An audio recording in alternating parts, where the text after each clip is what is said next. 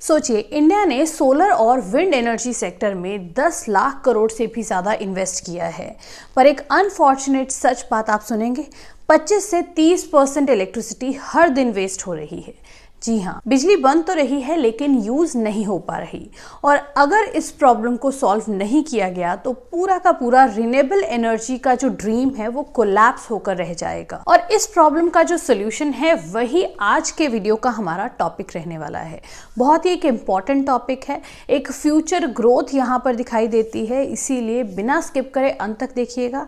और चैनल के साथ नए जुड़े हैं तो सब्सक्राइब करते टाइम बेल आइकन जरूर से हिट कर लीजिए। और वीडियो में दी गई जानकारी अगर आपको हेल्पफुल लगे, इन्फॉर्मेटिव लगे, जितना ज़्यादा हो सके वीडियो को लाइक और शेयर कर दीजिएगा और वीडियो को हाइप ज़रूर से कर दीजिएगा ताकि यूट्यूब वीडियो को ज़्यादा प्रमोट करे। अब देखिए, एनर्जी स्टोरेज के इस पूरे कॉन्सेप्ट को अगर मैं आपको सिंपल एग्जाम्पल के साथ एक्सप्लेन करूं तो आप जॉब कर रहे हो, आपको वहां से मंथली सैलरी मिलती है, लेकिन आप वो पूरी की पूरी सैलरी एक ही दिन में स्पेंड नहीं करते हो, आप उसे सेव करके रखते हो बैंक में। एग्जैक्टली यही काम करता है बेस, यानी कि बैटरी एनर्जी स्टोरेज सिस्टम, जिसका मतलब क्या है कि जो रिन्यूएबल पावर प्लांट से एक्स्ट्रा इलेक्ट्रिसिटी जनरेट हो रही है ये उसे स्टोर करके रखता है ताकि उसे बाद में यूज किया जा सके। मोस्टली सोलर और विंड एनर्जी सेक्टर्स के साथ आज के समय में इंडिया का ये जो बैटरी एनर्जी स्टोरेज सिस्टम का सेक्टर है ये उसी स्टेज पर है जहां पर 2015-16 में सोलर सेक्टर था, यानी कि ये सेक्टर अभी काफी ज्यादा इनिशियल स्टेज में है।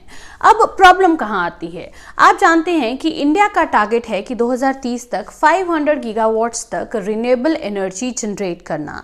सरप्राइजिंगली उसका जो 50% टारगेट है वो ऑलरेडी अचीव भी हो चुका है 2025 तक। But now here the problem arises that जो सोलर पावर है वो पीक पर होता है डे टाइम में, यानी कि जनरली 10:30 से 2:30 बजे के बीच में, लेकिन जो डिमांड है वो पीक पर होती है रात को, जिसका रिजल्ट है कि बिजली जो बन रही है वो काफी ज्यादा वेस्ट हो रही है। ब्लैकआउट का रिस्क बढ़ चुका है, ग्रिड्स अभी भी काफी ज्यादा अनस्टेबल हैं। जहां तक ग्रिड इंफ्रास्ट्रक्चर की बात आती है वो अभी भी इनकम्प्लीट है। तो इन सब चीजों को अगर मद्देनजर रखते हुए देखा जाए तो सोल्यूशन सिर्फ और सिर्फ दिखाई देता है एक ही, दैट इज स्टोरेज। और यहीं से शुरू होता है इंडिया का बैटरी स्टोरेज रेवोल्यूशन।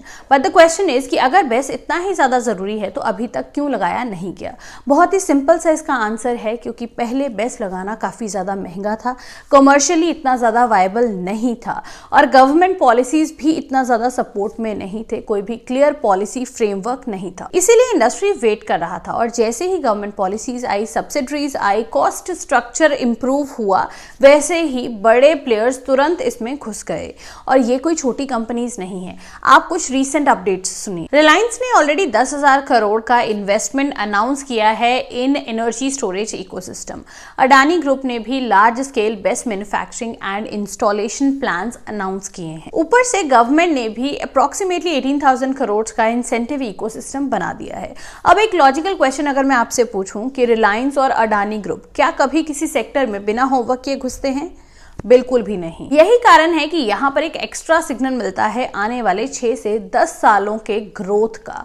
और रिटेल इन्वेस्टर क्या करता है, जब तक एंट्री लेता है तब तक ऑलरेडी प्राइसेस डबल हो चुके होते हैं। अब आ जाते हैं गवर्नमेंट पॉलिसीज पर और डिटेल में समझते हैं कि एक्चुअल में सरकार क्या काम कर रही है यहाँ पर, बिकॉज इसी से ही हमें कॉन्फिडेंस मिलता है। नंबर 1, नेशनल बेस्ट फ्रेमवर्क तैयार किया गया है।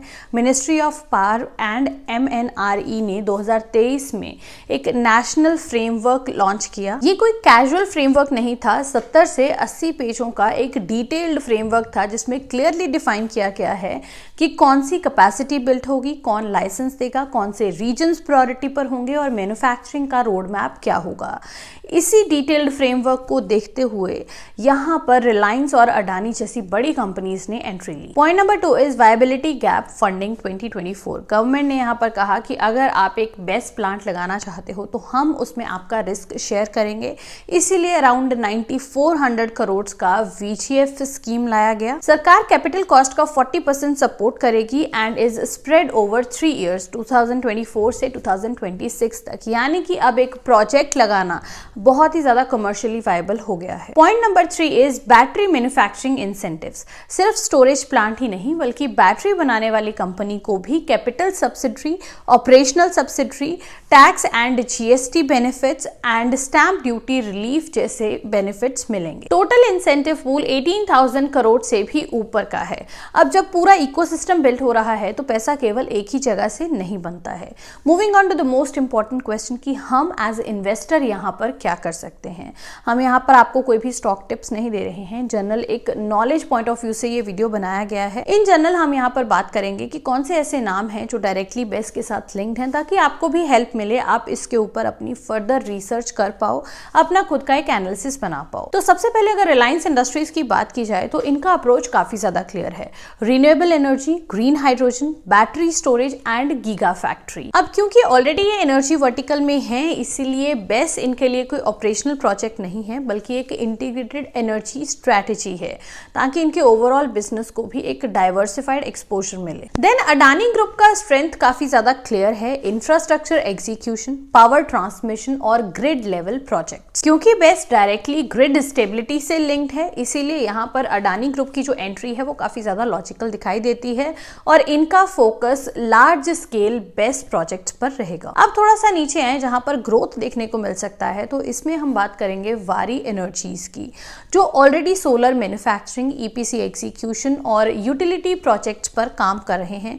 कंपनी ने काफी ज्यादा क्लियरली यहाँ पर बोला है कि वो भी बेस इंस्टॉलेशन प्रोजेक्ट्स में काम कर रही हैं। लॉजिक बहुत ही ज्यादा सिंपल है, क्योंकि कंपनी सोलर प्रोजेक्ट्स पे काम कर रही है, ऐसे में स्टोरेज मैंडेटरी हो जाता है, जो ऑटोमेटिकली कंपनी को एक नेचुरल एक्सटेंशन भी प्रोवाइड करेगा। इसीलिए अगर बेस्ट थीम की बात की जाए तो यहाँ पर वारी एक स्ट्रॉन्ग इनडायरेक्ट बेनिफिशियरी हो सकता है। मूविंग ऑन, सोलर डेवलपर्स जिनके लार्ज पोर्टफोलियोज हैं, फॉर एग्जांपल एक्मे सोलर, उनके लिए बेस्ट ऑप्शनल नहीं है, बल्कि गवर्नमेंट रूल के हिसाब से उनके लिए मैंडेटरी हो जाता है। इस कैटेगरी के जो स्ट्रॉन्ग प्लेयर्स हैं वो स्टोरेज को अपने रेवेन्यू मॉडल में ऐड कर सकते हैं। आगे ओला इलेक्ट्रिक की बात करें तो यहाँ पर रिस्क थोड़ा ज्यादा हो सकता है। रिसेंटली ओला इलेक्ट्रिक ने ओला शक्ति अनाउंस किया, बेस्ट प्रोजेक्ट और बैटरी मैन्युफैक्चरिंग विजन के साथ। अब इस बात की कोई गारंटी नहीं है कि ओला इलेक्ट्रिक इसमें कितना ज्यादा सक्सेसफुल होता है, लेकिन एक बात बिल्कुल क्लियर है कि अगर टर्न अराउंड होता है तो वो न्यू व्हीकल्स के साथ होगा, सिर्फ स्कूटर्स के साथ नहीं। इसीलिए ओला हाई रिस्क हाई वोलेटिलिटी वाली कैटेगरी में आ जाता है।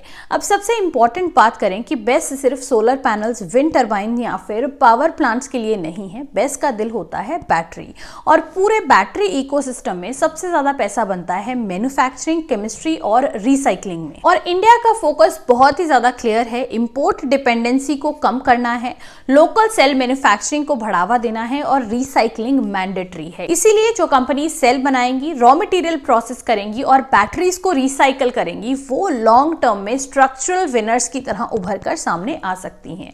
यहीं पर मैं एक ऐसी कंपनी की बात करना चाहूंगी जो धीरे धीरे ट्रांसफॉर्म हो रही है।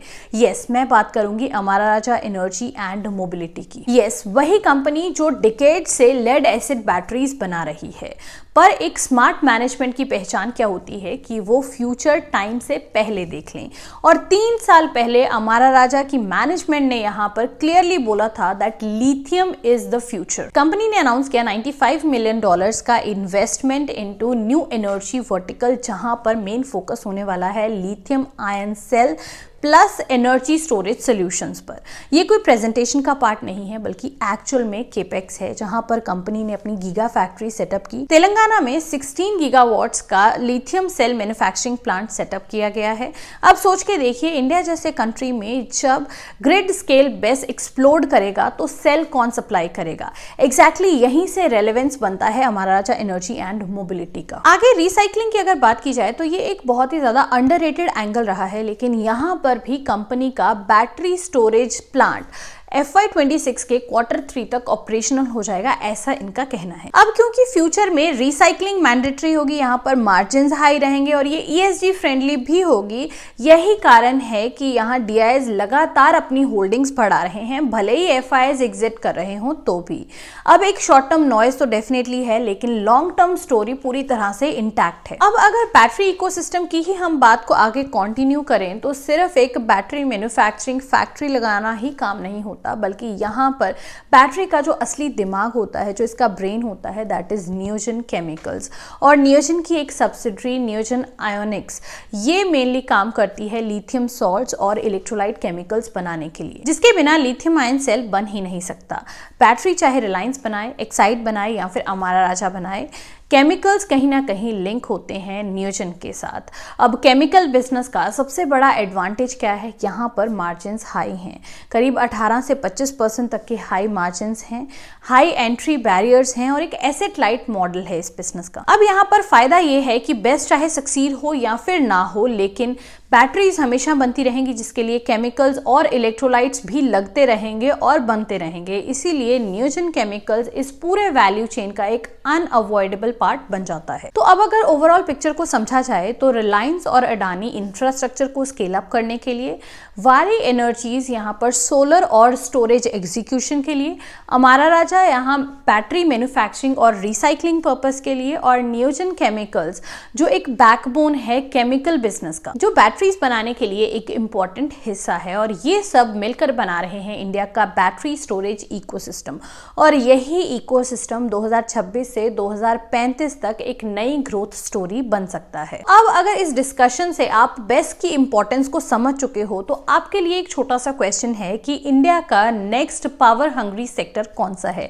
अपना जवाब कमेंट सेक्शन में जरूर बताइएगा। एक ऐसा सेक्टर जहां पर 24/7 इलेक्ट्रिसिटी की जरूरत है, स्टोरेज मैंडेटरी है और ग्रोथ एक्सप्लोसिव है। And India's next big growth sector data centre stocks के वीडियो का लिंक आपको नीचे डिस्क्रिप्शन में मिल जाएगा, क्योंकि बेस्ट और डेटा सेंटर ये एक दूसरे के साथ लिंक्ड हैं और ये एक ही ग्रोथ स्टोरी का पार्ट है, इसीलिए इस वीडियो को जरूर देखिएगा। वीडियो अच्छी लगी हो तो जितना ज्यादा हो सके लाइक और शेयर कर दीजिएगा, और चैनल के साथ नए जुड़े हैं तो सब्सक्राइब करते टाइम बेल आइकन जरूर हिट कर दीजिए। जल्दी मिलेंगे अगले वीडियो के साथ, तब तक के लिए take care, thank you for watching.